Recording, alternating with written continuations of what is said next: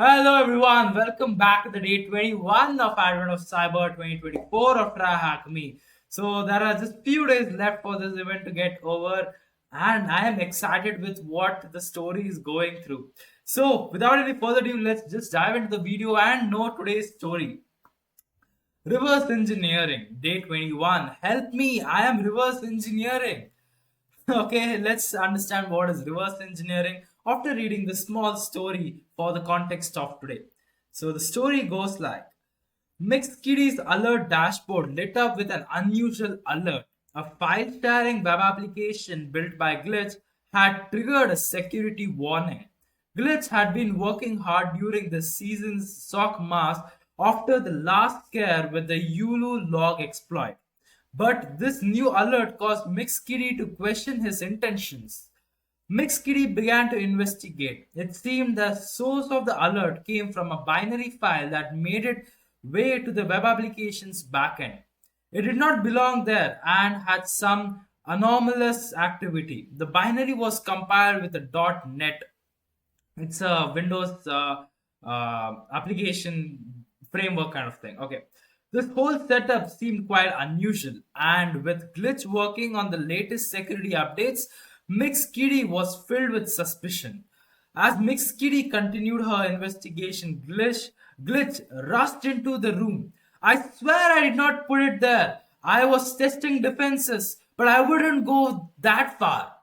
Mixkitty reassured him. This doesn't look like your work. Let's get to the bottom of this. Put on your decompiling hat. Let's see what we are dealing with. Okay, so they have found in some unusual file in the backend of the web application. So let's see what that application is doing or that binary file is doing. Okay, so today's learning objectives is to understand the structure of a binary file, the difference between disassembly and decompiling, familiarities with multi-stage binaries, and practical reversing a multi-stage binary. Okay, that's good. So connecting to the machine, yeah, do I need to start the attack box today? It says yes, so let's do it. Let's click on the start attack box. It's saying starting your machine. So that will do its work till then. Let's see what else we need to do. Then, do I need to start the VM today? Let's click on start the VM. Is there a split screen available? Yes. Okay, that's going to be credentials given to us. Okay, so till this boots up, let's understand and get the introduction to reverse engineering. So basically, a reverse engineering is taking a file or a binary file which is compiled by one of the programming languages, the popular programming languages, and then trying to look at the binary file which is given to us at the ultimate stage, and then to try to figure out what exactly this file is doing or what are the codes which are written behind this particular file is what the reverse engineering process is all about. It's like analyzing the steps and stages and the programs and the functions or variables and all those things behind a binary file which is there. We are trying to reverse engineer going from the binary file to the program level is what we are going to be doing in a reverse engineering program or a reverse engineering setup. This is usually done when we are doing malware analysis. When we get a malware and we want to do a static analysis of that particular malware, we try to do a reverse engineering before actually doing that dynamic analysis of the malware. We try to look at the static code which is present because of that binary file using popular tools like GDB or Ghidra and all those things. So they've given us an example of one of the recent ransomware attack, which is called as WannaCry, which was in 2017 on the month of May. And the man who saved the internet, the Marcus Hutchinson, I might be spoiling the name, sorry, because of my mispronunciation. But Marcus, he reverse engineered this big ransomware called as WannaCry, and what it was containing was a domain which was not registered initially. So that whenever that domain was registered and was online, it was like a kill switch for that malware to be killing itself from executing. So that's what he did. So he registered that domain and then got it applied, and then that saved the entire world from getting infected by a WannaCry ransomware that was infecting a lot of industrial places and sites which had it was exploiting a vulnerability of SMB share and all those things. So I'll not get deep into it, but yeah, so he saved the internet by registering that domain. Now, how did he get to know that that domain was a kill switch for that particular binary file? Was because of a reverse engineering process which he did, and then he did a good thing for us. Okay, so binaries. So binaries are the executable programs which you see. In a Linux file, you could see a .sh program, or in a Windows, you could see a .exe program, which is the .exe file. And different applications have different binaries, which different operating systems have different binaries which they execute for doing whatever work they need to do. So a binary file is mainly going to be those files which are going to be executable format, and they mainly have three sections in it. Okay, so we can broadly classify a binary file under these three categories, although it contains these three categories if I have to be very specific about it.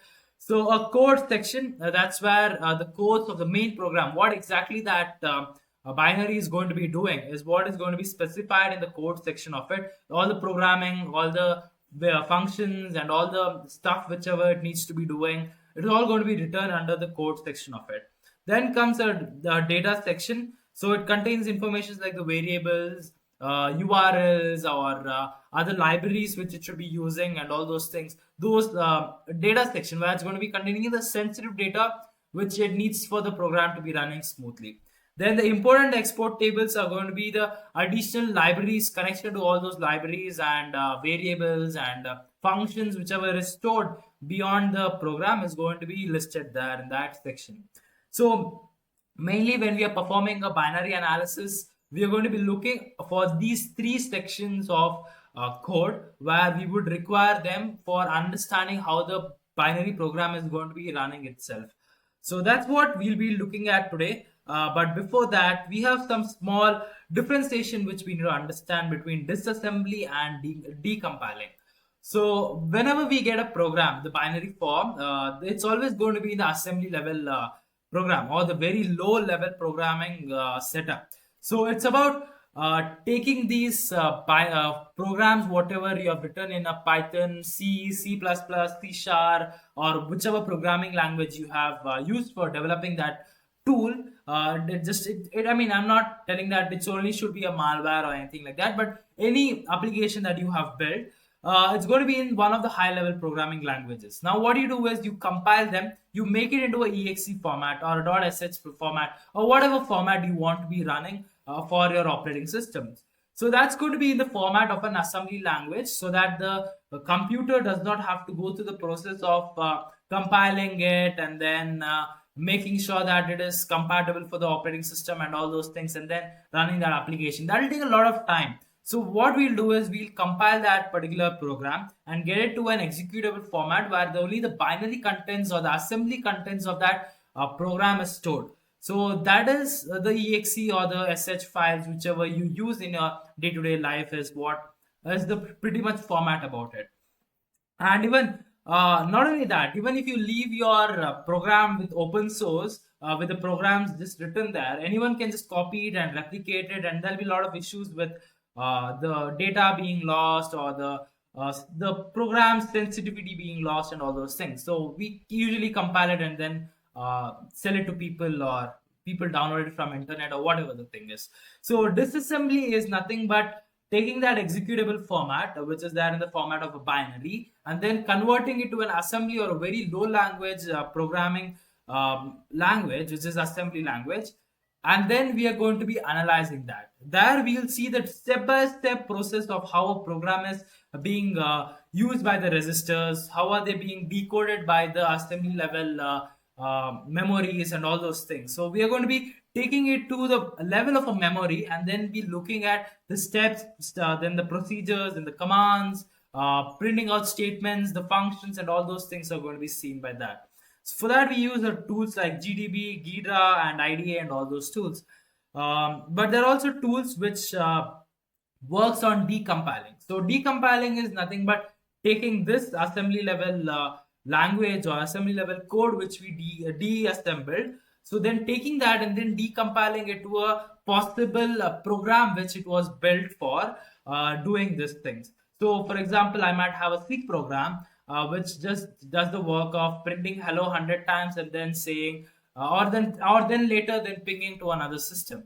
So when it is in the format of a binary, which is the format where we would be executing, now I disassemble it where I can see some functions like print, and then last it does some function of pinging or something. We can just see that, but we don't know what exactly the code is written and how it is written, which loop is used, and all those things, right? So that's where decompiling comes in. It takes this disassembled program and then it's going to decompile it to get the potential source code of that tool or that application, whatever is it was written in. So for that, we have tools like Ghidra. I personally use Ghidra, or even one more called as ILSpec, which is what we'll also be ILSpy. Sorry, that's what we'll also be using in today's video. So we do it in malware analysis where we have a dynamic and a static virtual machines for different scenarios, different labs altogether, where the static one is about analyzing the codes, the functions and all those things, and dynamic is where we run the program in the sandbox environment and look at it, how it is done, how it is running and all those things. Okay, so that's the pretty much explanation that was given here. I can even show you the difference between decompiling and disassembly. So this is the disassembly. You can see a lot of resistors values shown here, and then the potential functions in the format of hex, and this is the assembly level thing what you're seeing here, this call, move and all those things. They're the assembly level program. If you are really interested in binary exploitation and binary related stuff, there is one amazing playlist by one of the creator called as Live Overflow. He has made an amazing binary exploitation playlist, which I can even link it down below, or you can even search it on YouTube. That's amazing. That's where I got my fundamentals very clear about binary analysis and all those things. So you can go there and watch this. Then yeah, so this is the top level view of how a disassembled program is going to look like. Then another one comes is the decompiled one. So this is where you'll see the programs to be available, the whatever the things that the program was running. You can see the code in here. Let me just mute my phone just in case I get some calls or messages of notifications. Okay, so putting that aside now. Okay, so this is the decompiled version of it where you can see the programs written in it. So they've even given you the difference between the decompiled and disassembled way of approach and why we need it. So disassembly and readability, it has the comparison. You can just go through it. I'll not be explaining it, but you can read anyway, because all it's just going to be boring a little bit. I know I've done boring videos in the past, but still. Okay, multi-stage binaries. So what happens is, if you are a very smart hacker, you would not like to have your entire program to be stored in one single file.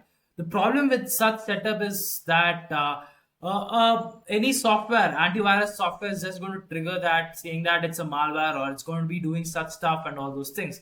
So what attackers come up with the strategies to have a multi-stage binary. What it does is, once it's saved into the system, it's going to look for some entry-level information like what is the operating system that it's running, what are the critical information and the structure, how it is built on, and all those things. What is the antivirus that it's running? All those information, it's going to check whether it's in the sandbox environment or not.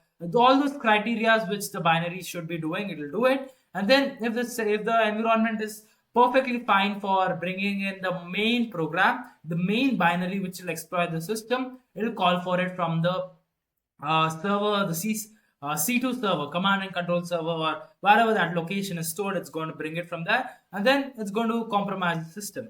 So that's the multiple stage binaries. There can be multiple stages, not just one or two. There can be 3 to 4 for parallel exploitation, or going laterally exploiting and all those things. So there are different things which depends upon the binary and the way how you want to exploit your target. So that's what they've given you the description here. You can read through it, and they've also given a pretty good screenshot or an image describing whatever I explained now. So the entry point is going to be either from a phishing mail or from a website where you downloaded some document, videos, photos, or something. So that's where it's going to be coming in, and initial dropper file which is going to be saved into your system, and then it's going to do all the executions of checking the system criteria and to see if it is good for or if it is suitable for downloading the actual malware. Then a downloader will download it from the web, wherever the location is stored for downloading the malware. Then it's going to download it and execute the program. So the first stage is about initial access, initial foothold, and then the second stage is about downloading it and then exploiting it. So the second stage mostly is going to be containing all the bones and muscles of the program, which is going to be exploiting the system. Now, jingle.net all the way. So for today's task, you will be reverse engineering two .NET binaries using the decompiler ILSpy. You can follow the walkthrough below in a reverse engineering using an example application named demo.exe. So we'll be using that file today. So then you will reverse engineer application on your own at the end of the task. Okay, so I've already gone through this, reading this. So what we'll do is let's go to our Windows machine. Let's go to the full screen. I guess it's in the attack box itself. What is this? AOC RE14. I don't know. Maybe that's the second stage binary for downloading stuff. Okay, so let's close the exit the split screen view. Then just keep our page ready here with just in case I need to go through the steps or something. Okay, so this is here. Let's go to the remote place where we require for working with. What happened? It says trying to connect. Let's refresh the page. Okay, so we got the machine. Okay, it takes some time. There'll be a lot of stress on the TryHackMe server now because of this event. Everyone is curious and everyone wants to learn something. That's good. In fact, I'm proud of this TryHackMe's I don't know cyber event, which brings in a lot of people into cybersecurity. We need a lot of people to actually work in cybersecurity because of the current threats and the attack vectors and all those things. Okay, so first thing that we'll be working is the demo.exe file. So this is there in this folder. Let's open that folder.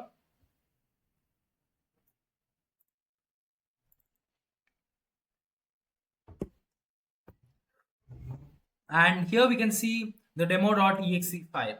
Now the best practice what we always follow during malware analysis or whenever we are trying to be sharing exe files and all those things is that we never keep the extensions of the application right away. What we do is let's just see if it is given here. Let's click on the view option and say file name extensions. So you can see that it is showing us the demo.exe. As the standard practice and the industry practice, the best practice is always to remove this extension from the file because imagine you're transferring it to your colleague in using some of the applications. What if they by mistake click on it, right? It's very dangerous because the malware can do anything, and if it is not in the right sandbox environment, it can just spread over all of your network. So it's a pretty much risk for a penetration tester or the malware analysis tester to be having the exe formats to just be present like that. So what we do is whenever we are sharing, we go to rename and then remove the end part of that. We remove that exe file and then share it. So look what happens here. It's going to give you an error saying that if you change the file extension, the file might become unusable. Are you sure you want to change it? You know what? Let's click on no right now because I know it's not going to be corrupting the file, but I just don't want to risk losing the copy of this because I have to restart another machine and do all the stuff. Let's take a copy of this and then show you why I need to do that. So let's copy this, copy, and then put it in our desktop. Okay, putting a copy of that here. We have the copy here. So let's play with this one instead of that one. So we always click on right click, then rename it, and then we remove the extension from it totally so that next time whenever I do that and then click on yes, The already in the folder with the same name. Okay, so let's change the name also.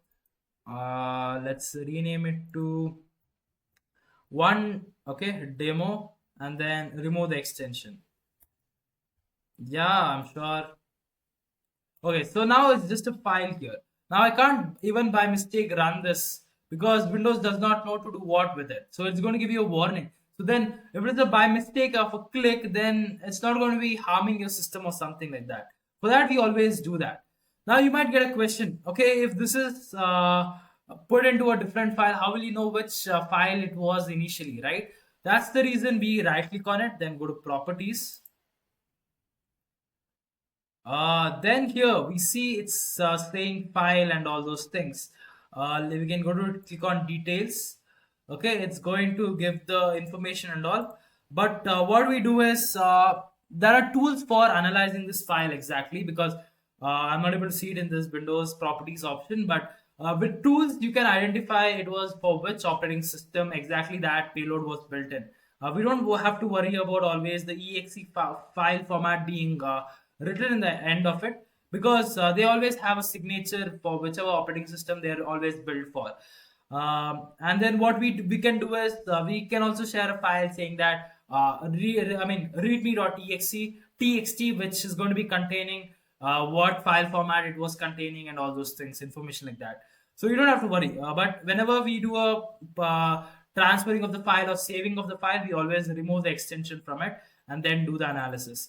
So let's continue with the analysis, for which we'll be using a tool called as P Studio. Yeah, yeah.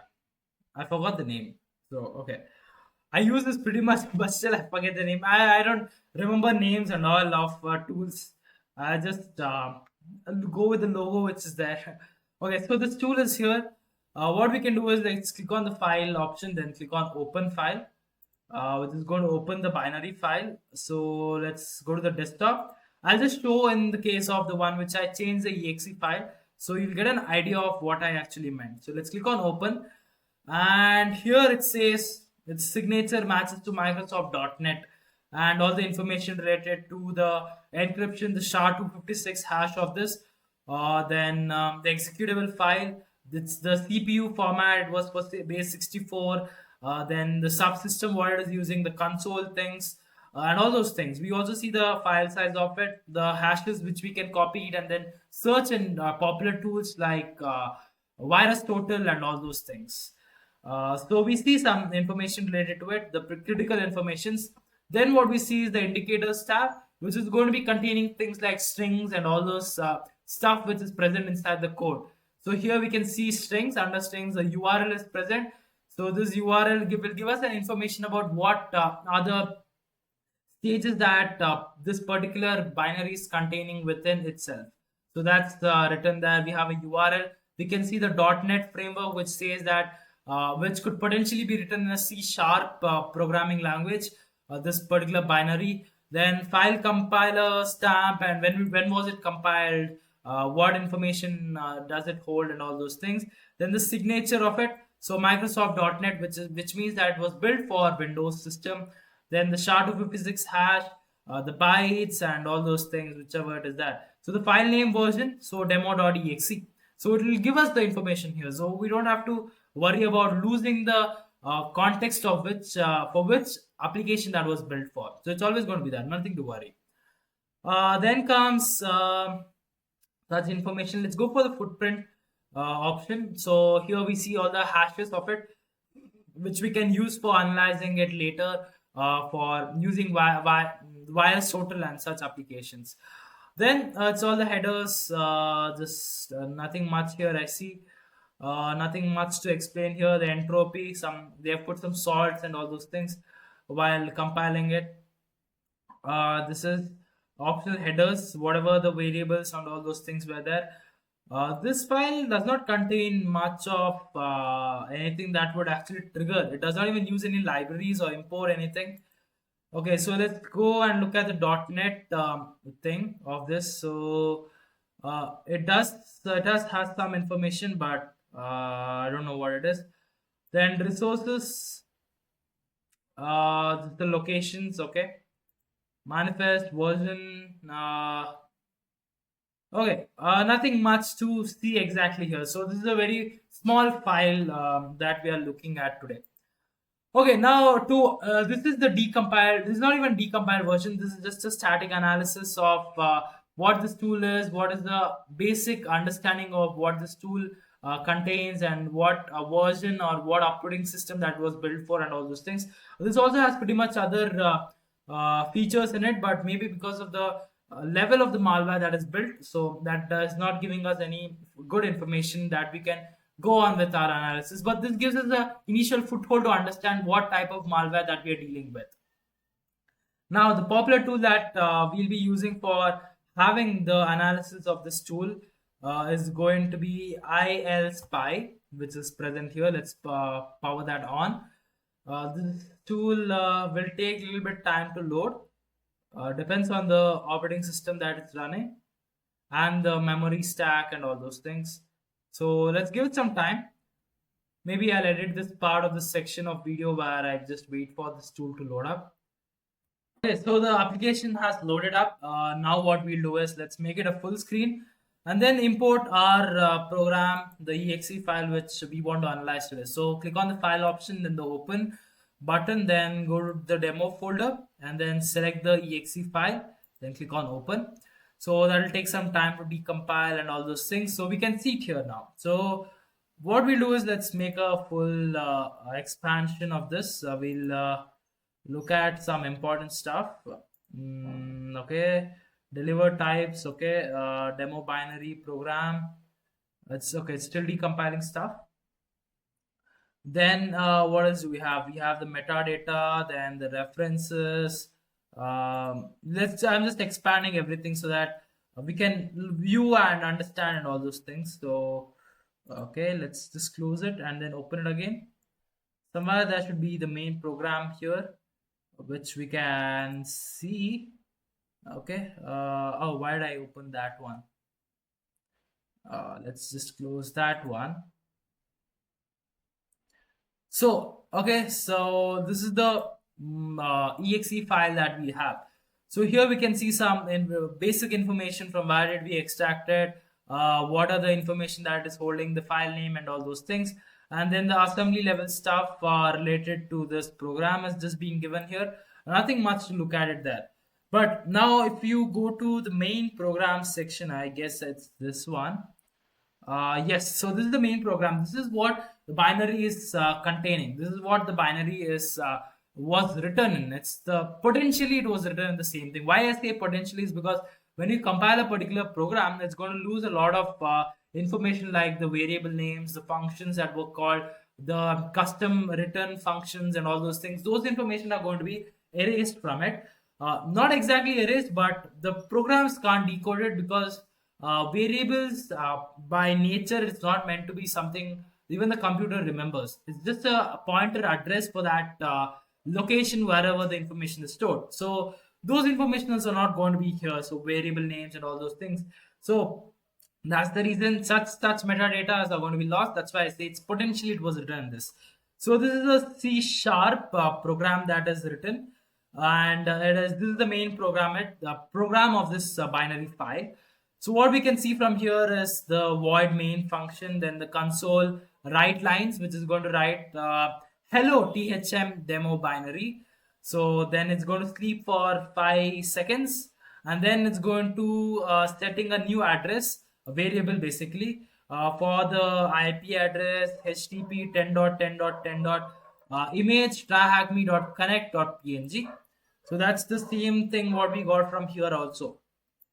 So if you go to indicators of string, then you can see the same IP address as well as the image file that was located or that was connected.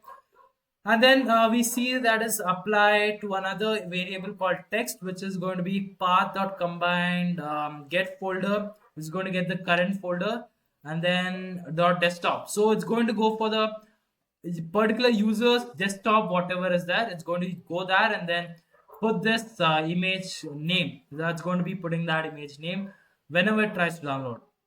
So using web client.web It's going to be using a web client. That's the module for downloading stuff from the internet.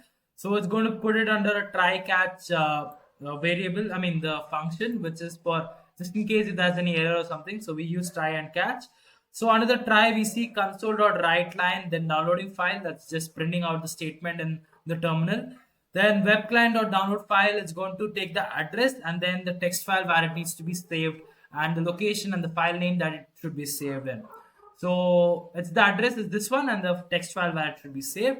Then it's going to say file downloaded to the text, which is going to give the location where it is downloaded. Then process.start new process info.text. So it's going to start that process of that location, and then using shell.execute true. So it's going to open that file, whatever was downloaded. Then it's going to print on my screen telling image opened successfully. That's good. So catches if there is any error for this process of downloading.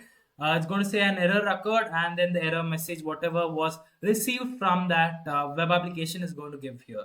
So then console.write bye bye leaving demo binary, and then it's going to sleep for 5 seconds. So that's a very pretty much simple program which is written here, not a very dangerous file or dangerous malware that was written here. So this is the understanding of how a program is going to work. Now that we have a clear picture of it, let's see it in practice. So for that, let's open this folder where the demo file was there. Let's run this program.exe file. So as soon as I double click on it, I can see the command prompt being opened, and then even the image just came up on our page. It will open using a paint, and the command prompt just got closed. So that's how it's going to be doing it. Now the challenge for today is that we need to also be solving another file. So if you got a pretty much understanding of how this works, we can do another one, which is where will apps.exe located in the desktop folder itself. So let's go there and then finish this today's task. So where will app.exe? For that, let's first analyze the what are the things related to it. So exit, this is going to exit this one, and then let's open this again.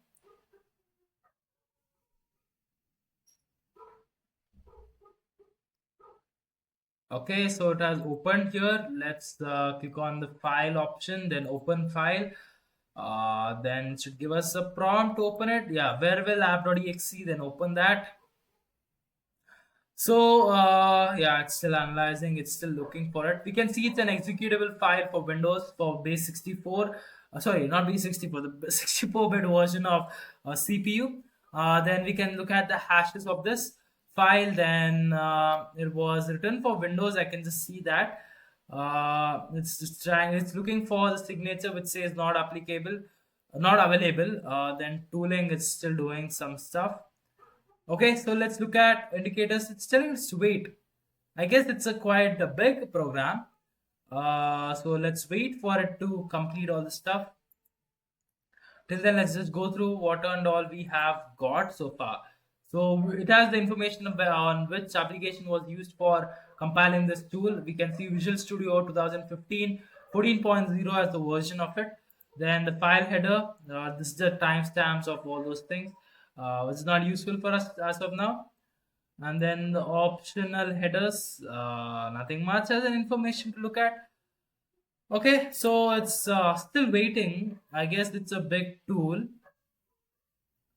Okay, let it do some work. I can see the file name to be given there. Then the oversize file ratio. Okay, so let's wait. I'll edit this part of the video where I just wait for this application to show some information. Okay, after waiting for some time, I got in the data of this. So it says the file which has embedded the URLs. We can see a lot of strings and all those things in here. So I just saw, I got a glance, and then I thought, okay, so this might be a genuine malware that they've given to us. So we'll be analyzing it today. So meanwhile, I also opened this file here. I've just clicked on file open and then open this. That has loaded up, and even this has loaded up, and we can see some information regarding it, all the indicators and stuff which we require for analyzing it. Okay, now let's focus our attention on the decompiled version of it. So We have this app, the malware which I was just opened, Wearable app. Then let's go down somewhere where we get an option for what I did is just I just opened everything, just clicked on the plus button to open it. So I see a main program here. So let's open that. What we have is the private static void main. Application enables visual styles. Okay. Then application dot set compatibility text reading default. Okay, it's going to do some opening of the application. What I mean is the UI, and then application dot run is going to open a form. Okay, let's go to that form. That's the function here. This is under what? Okay, this is the main program then. That's having the information regarding it. Oh, so this looks like a multi-stage program. Uh, Private I container components, then picture box one, private process bar. Okay, it's doing some information. It's getting all those stuff. Then this is load. If is Windows, so it's going to be checking if it is Windows. This application is only compatible with Windows, not be executed on this operating system, incompatible operating system, and then it's going to send the message button and all those. Else, it's going to wait for 3 seconds. If it is not a Windows, it's going to tell that. If it is, then it's going to continue with the start function. So where is that start function? I'd have to go on reading it. It's in the time here. Filing it. It has different stages. Okay. Let's. This looks like a big program. So what I'm thinking is, it's better if I use the help of the questions, because then I'll get some idea of what I need to be doing. Then there's like a helping guide, because analyzing this is going to take a little time. Every file is going to be related to something. So let's stick on to what the questions is. Okay, what is the function name that downloads and executes files in window in the Werewolves app.exe file? So let's go to that file back again. Top, top, the one which we were analyzing right now is the form one. So it's going to, we just looked at this one. Then is Windows. So return, it's going to give that information. Timer one dot ticket. So download and execute file. That's the function. What is the function named? Okay. So oh no, not that one. Okay. So this is the function, I guess. Download and execute files. Create. Let's see if that is right. Machine is expiring soon. Oh, sorry. Come. I need to finish it within 15 minutes. Come down fast and then complete today's task. Hey, come on, come on, come on. Hint. Using the iSpy tool, expand the form one section and inspect each function. Right? That's the correct answer. Okay. Once you execute the app, it downloads another binary to downloads folder. What is the name of the binary? Okay. Then we don't have to analyze it exactly. Go here and then run the tool, and let's see what's going to happen now. It's loading. Oh, this is nice. This is good. That's what I said. It's going to open some the window and then progress bar and all those things.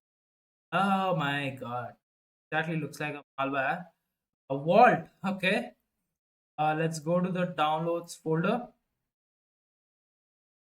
Downloads as download something explorer.exe. Okay, so what is spelling? Okay, explorer.exe. That's the one. Done. What domain name is the one from where the file is downloaded after running that one? Oh, we need to look at the domain name. That'll be present here, or we can even get it to the strings, which can be, what can the domain be? Actually, we analyzing it from here back again. Then the window here, download and execute. So it says mayor c2.thm. So let's that back here, mayor.thm, then paste it. Okay. Right. It's the right thing. The stage 2 binary is executed automatically and creates a zip file comprising VM's computer data. What is the name of the zip file? Oh, okay. Downloads the exe file and an error occurred. If it is doing that, then the components are given there. Utilizing components, getting the information of the computer, and loading image. It's just loading the images there. Set. Back and we. What is the question exactly? The stage 2 binary is executed automatically and creates a zip file comprising the victim's computer. Okay. And visit the picture folder to check the zip file. Picture folder. This PC. Just selected files.zip. Let's name that.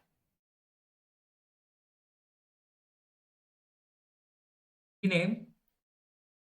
Select all, copy it, then paste it in here. That's the best way. Okay. What is the name of the C2 server where the stage 2 binary tries to upload the files? I guess we'll have to look into that, analyze it. Use lstrip to check the download and execute file function. Use to check. Okay, I need to look at that function now. It's coming here. The function should be somewhere here itself. Download and execute file. And what is the question that it said? What is the name of the C2 server where the stage 2 binary tries to upload? String address is this, path compiled file exists, then download file. If not, it's going to be it out. Is there any other function for it? Same address, not B, but let's paste it in and see. Oh no, yeah. What is the name of the C2 server where the stage 2 binary tries to upload? Haha, so we need to check where it loads. Dot load. Initialize compound. Okay, this Windows is going to be checking for all those information. Load image. A login form. Okay, so I there and then see. Hey, what does this do? One. Okay, then override all those stuff. It's going. And all this information which is captured. That's it. Okay. So where could that be? Wait. What does that exactly say? Hint. Use the check and download file function. Not very clear. Let's open that second stage file and then look at it. Because that's the one which will be uploading it, right? Guessing? I don't know. Open that downloads folder. Explorer.exe. Open. Aha, what are you doing today? Open everything here and then see. File collector. It's going to collect all the files in it. And upload file to server.string. No? So it's anonymous 2.thm.upload. Okay, that. From there, put it in here and then submit. Oh, with that, we have analyzed it. Actually, that's not the way how I analyze stuff, but I was running out of time and energy, so I thought let's do something which is only related to the questions. And then, okay, so then let's go on complete. With that, we have finished the day 21 of Advent of Cyber 2024. This was about malware analysis using IL Spy tool and PS Studio and all those things. Okay. So if you like this video, click on that like button, and if you are new to this channel, hit on that subscribe button. So till then, till I upload the next video, stay tuned in. Keep smiling and be happy. That's it. Bye bye.